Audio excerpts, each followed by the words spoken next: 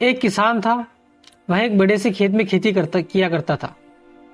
उस खेत के बीचों बीच पत्थर का एक हिस्सा जमीन से ऊपर निकला हुआ था, जिसे ठोकर खाकर वह कई बार गिर चुका था और न जाने कितनी बार उससे टकराकर खेती के औजार भी टूट चुके थे। रोजाना की तरह आज भी वह सुबह सुबह खेती करने पहुंचा, पर जो सालों से होता आ रहा था वही हुआ।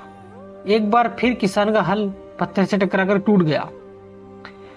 किसान बिल्कुल क्रोधित हो उठा और उसने मन ही मन में सोचा कि आज जो भी हो जाए वह इस चट्टान को जमीन से निकालकर इस खेत के बाहर फेंक देगा।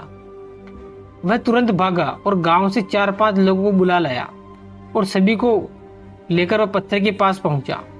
मित्रों, किसान बोला, ये देखो, जमीन से निकले चट्टान के इस हिस्से ने मेरा बहुत नुकसान किया है और आज हम सभी को मिलकर इसे जड़ से निकालना है और खेत के बाहर फेंक देना है। और ऐसा कहते ही वह फावड़े से पत्थर की किनार वार करने लगा। पर यह क्या, अभी उसने 1-2 बार ही मारा था कि पूरा का पूरा पत्थर जमीन से बाहर निकल गया।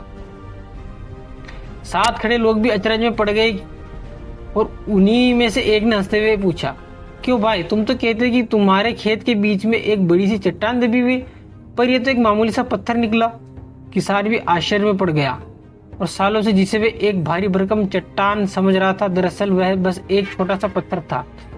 उसे पछतावा हुआ कि काश उसने पहले ही इसे निकालने का प्रयास किया होता, तो ना उसे इतना नुकसान उठाना पड़ता और ना ही दोस्तों के सामने उसका मजाक बनता।